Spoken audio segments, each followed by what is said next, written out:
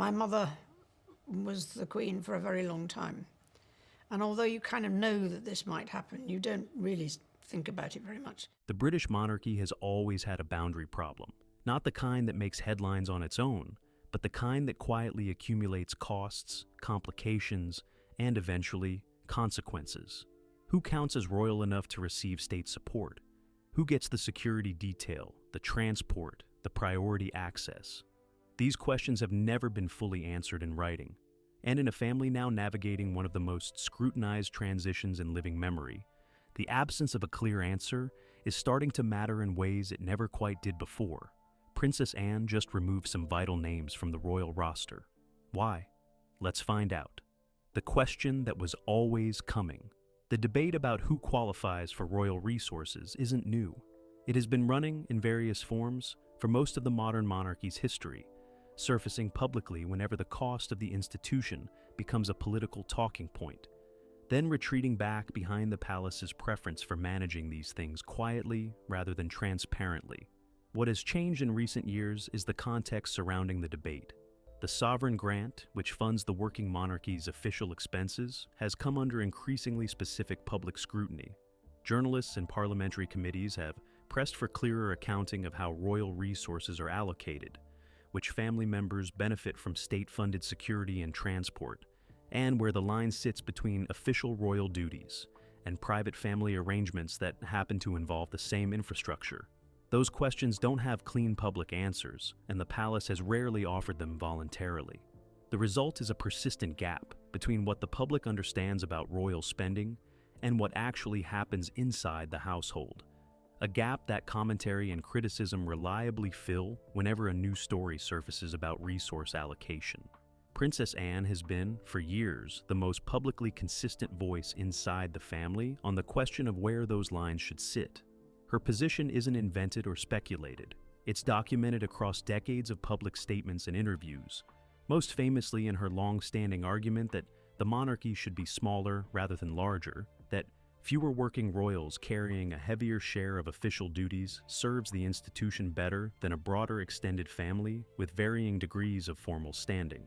She made this case most explicitly in the context of discussions about which family members should appear on the Buckingham Palace balcony for major public occasions, a visible, concrete symbol of who the monarchy considers part of its official working corps. Her view, expressed more than once in interviews, was that the balcony should be reserved for working royals specifically, not extended to a wider family network simply because of their connection to the institution through marriage or birth. That position has institutional weight because Anne herself has consistently lived by it. She is one of the hardest working members of the royal family by any documented measure, regularly topping the annual count of official engagements, carrying out duties across an extraordinary range of organizations and causes without the media profile that typically accompanies royal work of this scale. Her credibility on questions of institutional discipline comes directly from her own record, which makes her harder to dismiss when she raises concerns about how resources are allocated to people who don't carry the same share of official responsibility. The broader context for this debate involves a monarchy that has been actively working to define its working core more precisely. The transition from Elizabeth's reign to Charles's brought with it a real, documented process of clarifying which family members would be considered working royals and which would not. Harry and Meghan's departure accelerated that process publicly. Andrew's withdrawal from public duties added another dimension. The result is an institution that has been, visibly and on the record, trying to draw cleaner lines around its official membership than it has historically maintained. Into that context comes the question that the original story circles around without a documented factual anchor. Where does Camilla's extended family, specifically her children and grandchildren from her first marriage, sit relative to those lines? That question is real. It hasn't been formally answered in any public document. And the tension it creates between the institution's push toward a leaner, more clearly defined working monarchy and Camilla's understandable interest in maintaining her family's connection to the world she now occupies is a genuine, unresolved tension that doesn't require any invented documents to be worth examining. The absence of a clear formal policy on this specific question is itself the story. Because in an institution that is actively drawing cleaner lines around everything else, The failure to draw a clear line around the extended family of the Queen Consort leaves a space that commentary, criticism, and internal disagreement will inevitably fill. Anne's documented views on institutional discipline make her the natural figure to inhabit that space in any examination of where this tension leads. She didn't need a secret warrant or a military courier to make her position known. She has been making it known, publicly and consistently, for decades. The question is whether the institution will eventually formalize what she has long argued informally. That question has never been more pressing than it is right now, at a moment when the monarchy's public credibility depends partly on its ability to demonstrate that it understands the difference between the resources of the state and the preferences of a family. The tension between those two things isn't invented. It's real, it's documented, and it's been building for longer than most people following this story have realized. The Parker Bowles position. Tom Parker Bowles and Laura Lopes occupy a genuinely unusual position in the landscape of the modern British monarchy. They are not working royals. They hold no official titles connected to the crown. They have no formal constitutional standing within the institution their mother now sits at the center of. And yet their lives exist in unavoidable proximity to one of the most scrutinized institutions in the world, simply by virtue of who their mother married in 2005. That proximity creates a set of practical questions that the palace has never fully answered in any public document, and the absence of clear answers has allowed assumptions to accumulate on all sides of the debate. Tom Parker Bowles has built a genuinely independent career as a food writer and broadcaster, one that predates his mother's marriage to Charles and that has continued developing on its own terms since. He is a published author with a serious body of work, a television presence built around genuine expertise, and a professional identity that doesn't depend on his family connection for its credibility. By most reasonable assessments, he is one of the members of Camilla's extended family, who has most successfully maintained a life that exists alongside the monarchy rather than inside it. Laura Lopes has maintained a lower public profile, working in the art world, and keeping her family life relatively private by the standards of anyone connected, however indirectly, to the royal household. She has appeared at major royal occasions, including the coronation, where her presence was documented and photographed, but she has not sought the kind of sustained public visibility that would position her as a quasi-royal figure in her own right. What both of them share, and what sits at the center of the unresolved questions about their status, is the reality that their connection to the institution is real and visible even when it isn't formal or official. They attend events, they appear in photographs, they move through spaces connected to the crown in ways that are neither fully private nor fully public, existing in the gray area that the monarchy has never formally mapped. That gray area matters because it has practical implications. Security is the most concrete of them. When members of Camilla's family attend events connected to the royal household, questions about who provides security, who funds it, and under what authority arise in ways that don't have clean documented answers. Transport is another. Hospitality, a third. None of these are trivial costs when applied consistently across a family network that intersects regularly with the royal calendar. The sovereign grant, which funds the official working activities of the monarchy, is subject to annual reporting requirements and parliamentary scrutiny. Its scope is defined, at least in principle, by the concept of official royal duty. Resources drawn from it are supposed to be connected to work done on behalf of the crown, rather than private family arrangements that happen to involve the same infrastructure. The problem is that the line between those two categories becomes genuinely blurry when the family in question is the immediate family of the Queen Consort. A private family gathering at a royal residence involves security costs, regardless of whether it's classified as an official engagement. A family member attending a state-adjacent event occupies a space that isn't cleanly either official or private. The institution has historically managed these ambiguities through informal judgment rather than formal policy, which works reasonably well when nobody is scrutinizing the details, and works considerably less well when they are. Public scrutiny of royal spending has been on a sustained upward trajectory for years. Parliamentary questions about the sovereign grant have become more specific and more pointed. Investigative journalism focused on royal finances has grown more sophisticated. The general public appetite for accountability around public funding has intensified across most institutions, and the monarchy has not been exempt from that shift. In that environment, the informal judgments that have historically governed questions about extended family access and resource allocation carry more risk than they once did. An arrangement that was invisible when nobody was looking becomes a liability when transparency is expected. This is the real institutional context for the tension that exists around the Parker Bowles family's position. It isn't really about Tom or Laura personally, and it isn't really about Camilla's relationship with the institution's inner circle. It's about the monarchy's unresolved failure to formally define where the extended family of a queen consort sits relative to its resource allocation framework, and the mounting pressure that failure creates as scrutiny of royal spending continues to intensify. Anne's documented position on institutional discipline makes her the natural focal point for this tension precisely because she has spent decades arguing that informal arrangements are the monarchy's most persistent vulnerability. Her case for a smaller, more clearly defined working royal core isn't simply aesthetic preference. It reflects a genuine institutional argument that ambiguity around who counts as royal, and who therefore has access to royal resources, creates ongoing reputational and financial risk that formal clarity would eliminate. The counter-argument, less often articulated publicly but equally real, is that the monarchy's informal arrangements around extended family are part of what makes it function as a human institution rather than a purely constitutional one. Camilla's children are her children. Their presence in her life doesn't disappear because she married a king. Expecting the institution to draw a hard line that treats them as entirely separate from the world their mother now inhabits asks the monarchy to enforce a kind of institutional coldness that is difficult to sustain in practice and potentially damaging in its own right if it becomes visible. Both arguments have genuine merit. Neither has been formally resolved, and the failure to resolve them formally means the tension between them remains alive, available to surface through commentary, criticism, and the inevitable moment when a specific cost or a specific arrangement attracts the kind of specific scrutiny that informal judgment was never designed to survive. Tom Parker Bowles and Laura Lopes didn't create this tension. They simply exist at the point where it's most visible.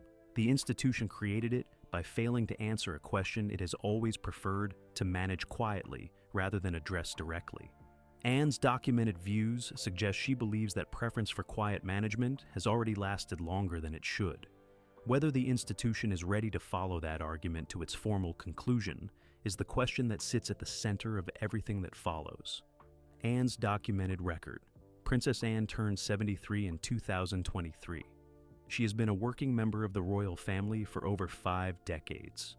In that time, she's carried out more official engagements than almost any other member of the institution, year after year, with the consistency that the annual royal engagement tallies confirm repeatedly, and that even her critics rarely dispute. That record is the foundation of everything she says about how the monarchy should operate.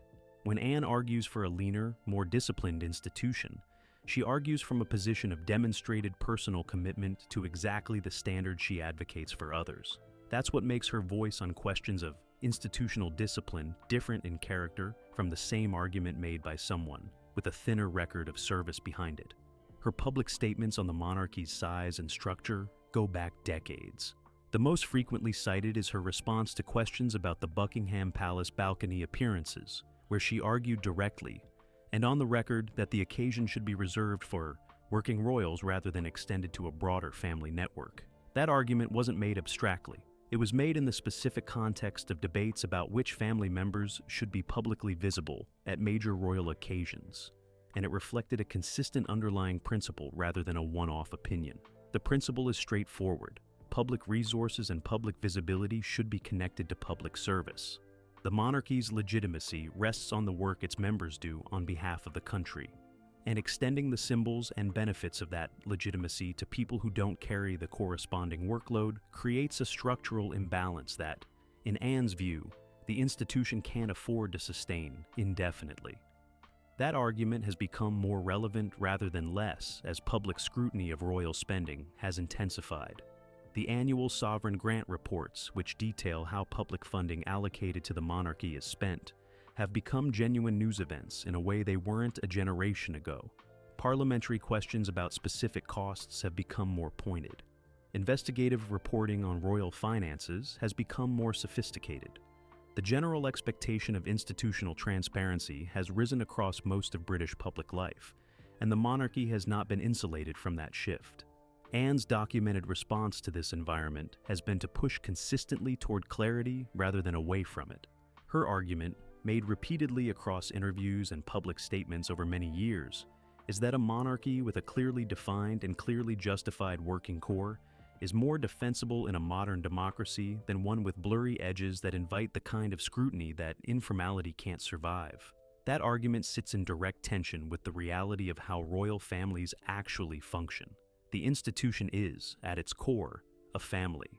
Families don't naturally organize themselves around formal accountability frameworks. The relationships, obligations, and emotional connections that define family life don't map cleanly onto the kind of institutional clarity Anne advocates for. This is not a criticism of her position. It's simply an acknowledgement of the inherent difficulty of applying institutional logic to something that is simultaneously a constitutional structure and a group of related human beings. Anne has never pretended this tension doesn't exist. In interviews where she has discussed the monarchy's size and structure, she has acknowledged the human complexity involved without allowing it to alter her fundamental institutional argument. Her position isn't that family life should be eliminated from the monarchy's character. It's that family life and institutional resources need to be more clearly separated than they currently are, and that the failure to make that separation explicit creates ongoing vulnerability rather than eliminating it. The specific relevance of this to the question of Camilla's extended family is clear, even without any fabricated documents or invented actions. Anne's documented principles lead directly to a set of questions about the Parker Bowles family's position that the institution has not formally answered. If official resources should be tied to official duty, what is the formal basis for extending those resources to family members of the Queen Consort who hold no official role?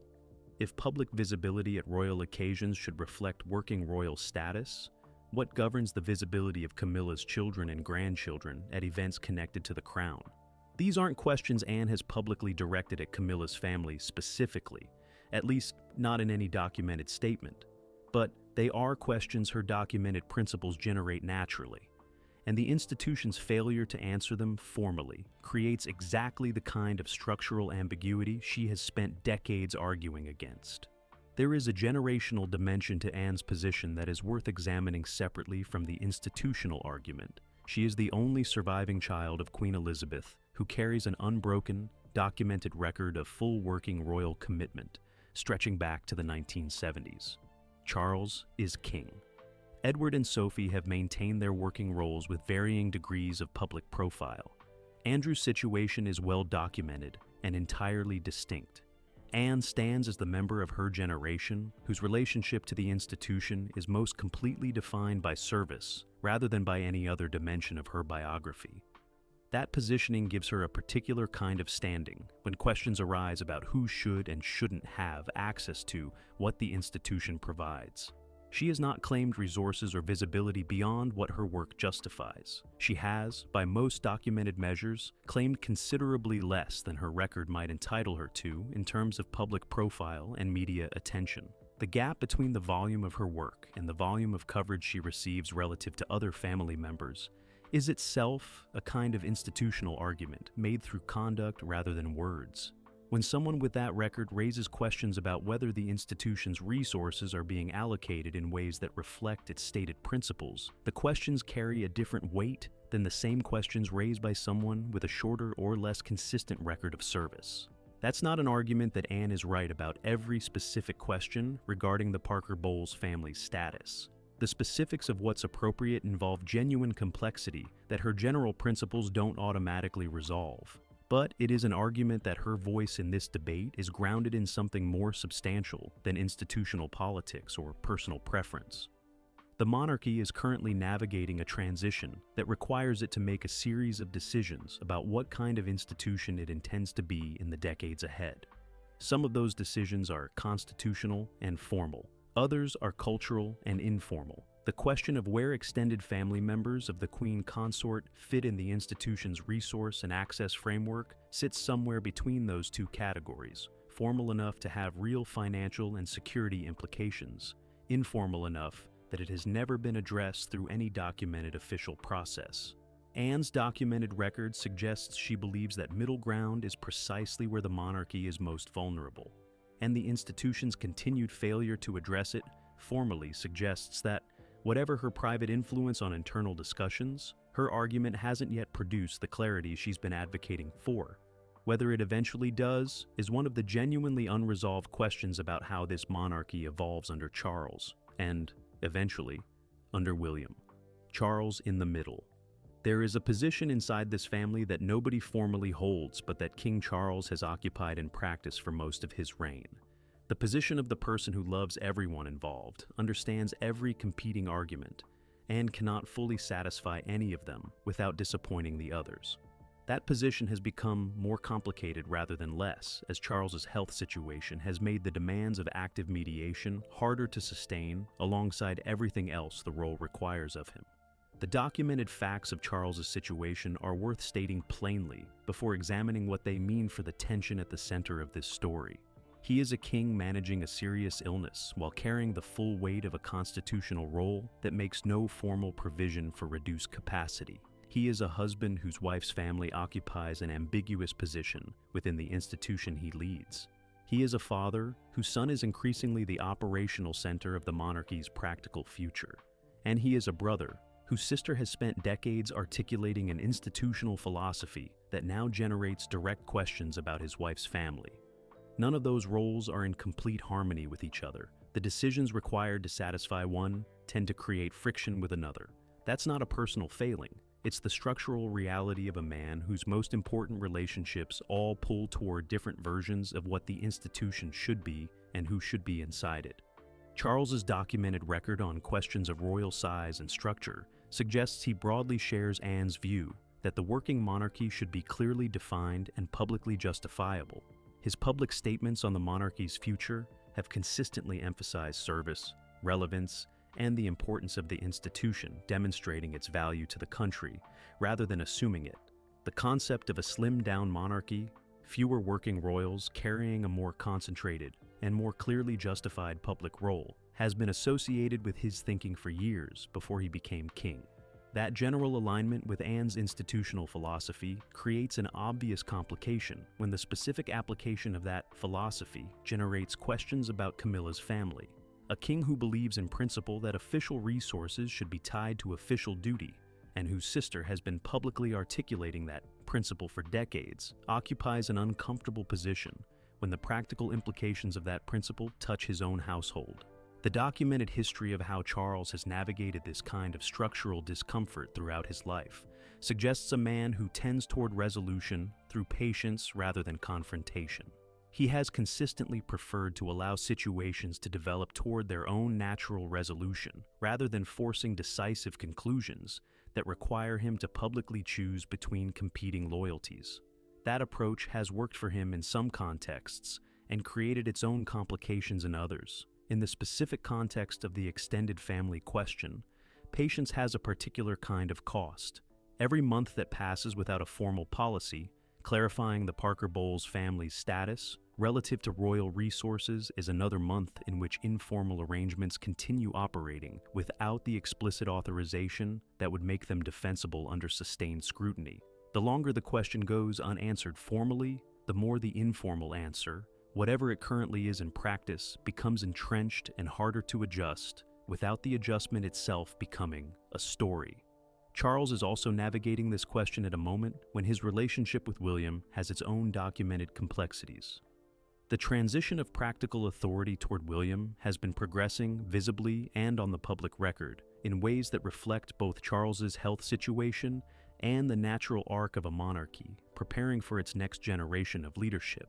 William's documented views on institutional clarity and the importance of a clearly defined working royal core align closely with Anne's, which means Charles sits between two family members whose institutional philosophies point in the same direction, toward cleaner lines and less ambiguity, and a wife whose family occupies exactly the ambiguous space those philosophies are most uncomfortable with. That's not a conspiracy. It's not a coordinated campaign to isolate Camilla or undermine her family's position. It's the natural result of an institution whose two most influential voices on questions of structure and discipline happen to share a philosophy that generates uncomfortable questions about a specific situation the institution has never formally addressed. Charles's documented approach to the Harry situation offers a useful reference point for understanding how he tends to navigate family tensions that intersect with institutional questions. He has consistently maintained a position that holds the personal relationship and the institutional question separately, expressing ongoing love and openness on the personal level while allowing the institutional consequences of Harry's decisions to stand without reversal. That separation between the personal and the institutional is a consistent feature of how he manages situations where family and crown pull in different directions. Applying the same separation to the Parker Bowles question would mean acknowledging, at the institutional level, that the absence of formal policy creates real vulnerability, while maintaining, at the personal level, the warmth and inclusion that his relationship with Camilla and her family genuinely reflects. Those two things aren't impossible to hold simultaneously, but they do require the institutional question to be addressed, rather than simply left to informal management. The documented trajectory of Charles's reign suggests he understands this. His public statements about the monarchy's future consistently reflect an awareness that the institution needs to be justifiable in terms that a modern public will accept, and that justifiability requires clarity rather than the comfortable ambiguity that has historically served as a substitute for it. What's less clear from the public record is whether that understanding has yet translated into any formal internal process for addressing the specific question of the Parker Bowles family's status. If it has, that process hasn't produced any publicly documented outcome. If it hasn't, the question remains exactly where it has been for years, managed informally, generating ongoing low-level tension, and waiting for the moment when sustained scrutiny forces a more definitive answer than informal management can provide. Charles's position at the center of all of this isn't comfortable and isn't designed to be. It reflects the reality of a man who became king carrying a set of personal relationships that don't map cleanly onto the institutional philosophy he has publicly endorsed, and who must now find a way to honor both without sacrificing either to the other. Whether that's possible in the long run is the question Anne's documented record and William's documented trajectory both push toward, without either of them having to say it directly. The institution will eventually have to answer it. The only real question is whether Charles answers it on his own terms, while he still has the capacity and the authority to do so, or whether the answer arrives through circumstances he didn't fully control. What comes next? The monarchy has a well-established pattern for handling questions it finds uncomfortable. It waits, it manages informally, it allows the immediate pressure to ease, and then returns to the default position of saying as little as possible about the specific matter until circumstances force a more definitive response. That pattern has served the institution reasonably well across most of its modern history. It survived the abdication through waiting. It survived the Diana crisis, eventually, through a combination of waiting and carefully timed public gestures. It has navigated most of the significant internal tensions of the past century by allowing time and circumstance to do the work that formal decisions would have required someone to make and own and defend. The question of where Camilla's extended family sits relative to the monarchy's resource and access framework has, so far, been managed through exactly this pattern. No formal policy has been established. No public statement has defined the terms. The informal arrangements that have developed around Tom Parker Bowles and Laura Lopes's connection to the royal household have been allowed to exist in the gray area between official and private without anyone being required to formally justify them. That approach is under more pressure now than it has been at any previous point, for reasons that are documented and observable rather than speculated. The first is the sustained intensification of public and parliamentary scrutiny around royal finances. The annual sovereign grant reports have become genuine accountability documents in a way they weren't a generation ago. The specific questions being asked by parliamentary committees about royal spending have grown more granular and more persistent. The general expectation that public institutions explain their resource allocation decisions in terms that a scrutinizing public will accept has risen consistently, and the monarchy has not found a way to insulate itself from that expectation entirely. The second is the documented trajectory of the monarchy's own internal reform. The move toward a clearly defined working royal core, fewer members carrying a more concentrated and more clearly justified public role, has been a visible feature of Charles's reign from its beginning. That move generates specific questions about every person whose connection to the institution falls outside the clearly defined working core, and the Parker Bowles family sits precisely in that territory. The third is the documented influence of William's institutional philosophy on the monarchy's practical direction. William's publicly stated views on the importance of a justifiable, clearly defined working monarchy align closely with Anne's long-standing arguments, and his increasing operational centrality to how the institution actually functions means those views carry growing practical weight. A monarchy that is progressively shaped by William's priorities is a monarchy that is progressively less comfortable with the kind of informal ambiguity that the Parker Bowles question currently occupies. None of this means a formal resolution is imminent. The monarchy's preference for managing discomfort through patience rather than decision is deeply established and unlikely to change quickly. But the conditions that have historically allowed informal management to continue indefinitely are less stable than they once were, and the window in which the institution can avoid formalizing its answer to the Parker Bowles question is probably narrower than it has ever been. What a formal resolution might actually look like is worth considering, because the options available to the institution are more limited than the dramatic framing of the underlying tension might suggest. The most straightforward option is a formal policy clarification that defines the basis on which non-working family members of the Queen Consort can access royal resources and support. This would require acknowledging that the current informal arrangements exist, explaining the basis on which they've been permitted, and establishing clear criteria that would apply going forward. That's a significant institutional undertaking that would attract considerable public attention and require the monarchy to defend specific decisions it has historically preferred not to discuss. The second option is a gradual, informal reduction in the visibility and resource footprint of the Parker Bowles family's connection to the royal household, managed quietly over time without any formal announcement or policy statement. This is more consistent with the institution's historical approach, and it carries less immediate public attention. It also carries the risk that the gradual reduction itself becomes a story if it's noticed and reported before the institution has control of the narrative around it. The third option is to continue the current informal management indefinitely, accepting the ongoing low-level tension and the periodic scrutiny it generates as the cost of avoiding either of the more definitive paths. This is the path of least immediate resistance and the most historically consistent with how the monarchy handles these situations. It's also the option that becomes progressively less stable as the conditions sustaining it continue shifting in the direction the documented evidence suggests they are shifting. Anne's documented influence on this question operates primarily through the second and third options rather than the first. She is not, based on any public record, in a position to unilaterally impose a formal policy resolution.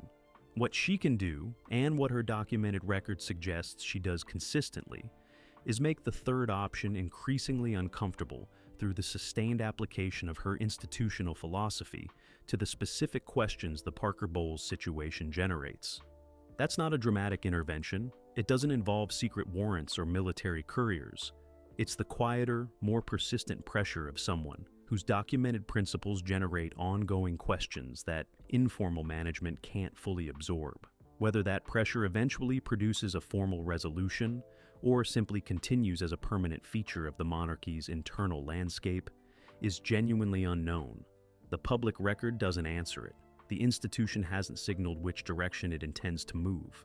What the documented evidence does suggest is that the question is becoming harder to avoid rather than easier, and that the monarchy's historical preference for avoiding it is being tested by conditions it didn't fully anticipate when the informal arrangements around the Parker Bowles family first began to develop.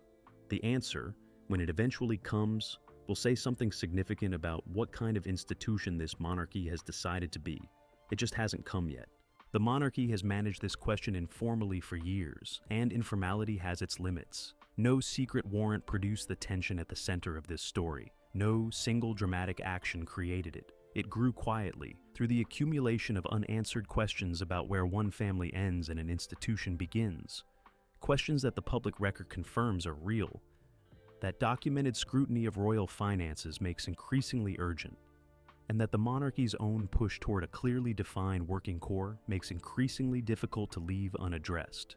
Anne's documented record points in one direction. William's documented trajectory points in the same direction. Charles sits between both of them and his wife. The answer is coming. The only open question is whether the institution chooses it or whether circumstances choose it instead. Subscribe for more.